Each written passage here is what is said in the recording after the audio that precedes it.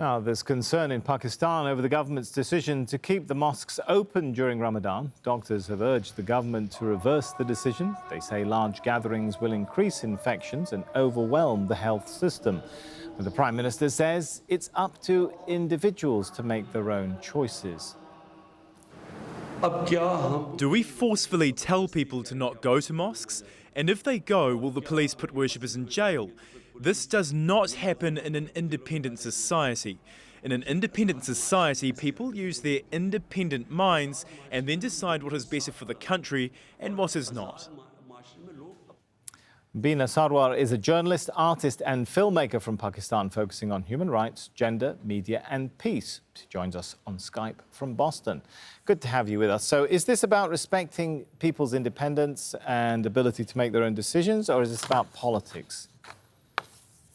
I think it's about appeasing the right wing, which we are seeing in many parts of the world.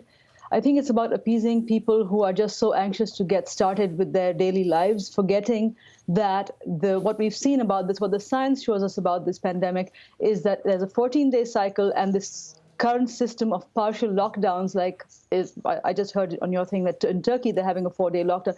That's not going to work. The cycle is around 14 days, give or take. So it's only going to end when the entire world goes into a complete lockdown at the same time for around that time. As there was an article in Medium the other day that actually argued very forcefully about it's the math, stupid. I think everybody should read that article, and it's very clear and logical.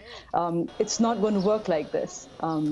And I think Pakistan has to really, of course, you don't want to have police going after people, but we really need very strong public service messaging. You don't just say to people, okay, this is what you do. You tell them why. And I don't see that messaging happening. Right. There are videos, though, circulating on social media in which they appear to show people, I don't know, praying 2 meters or so apart from each other, being required to bring their own prayer rugs to mosques. What do you make of, I guess, would be some of the authorities' arguments that, well, they've introduced measures to make sure people still are safe, even if it's not a strict lockdown? So anybody who knows our desi, our local culture in South Asia, it's not just Pakistan, all over South Asia, and you can see this with the Hindus going to their temples, and you can see this actually even here in America, where I am, people going to church and saying, I'm protected because I'm bathed in the blood of Jesus.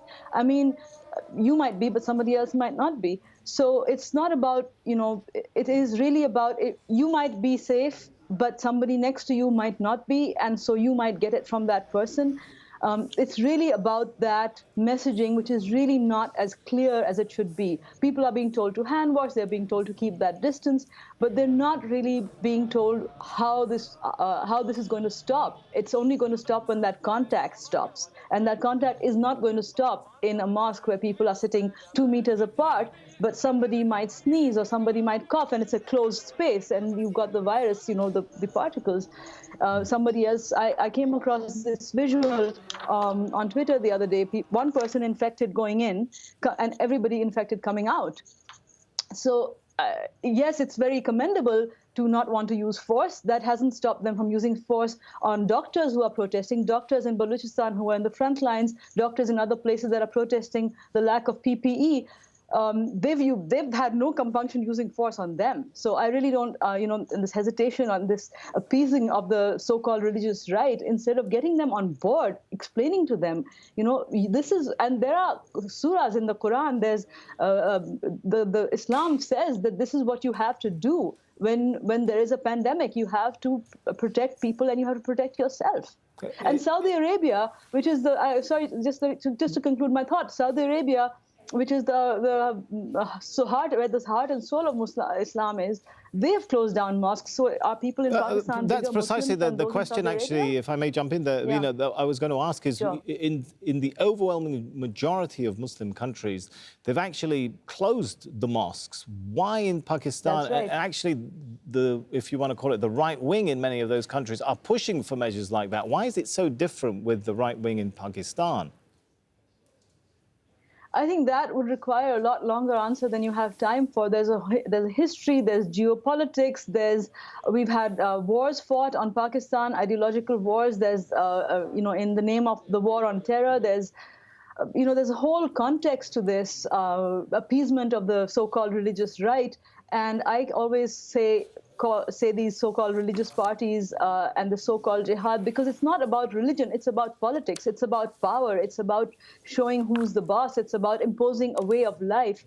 And I think I want to just really make this important point from the same article I mentioned before about it's the math, stupid. Right. The lockdown is about, either you throw money at the problem or you throw bodies at the problem. So what are our values going to be at the end of the day in this world? Yes, the lockdown has horrific economic implications, but the other side of it is horrific body counts. So what is it going to be? I think that people like Trump and Imran Khan and Modi and everybody, they need to really look at the science and stop trying to play politics. Okay, good to get your thoughts on that. Thanks so much. Thank you.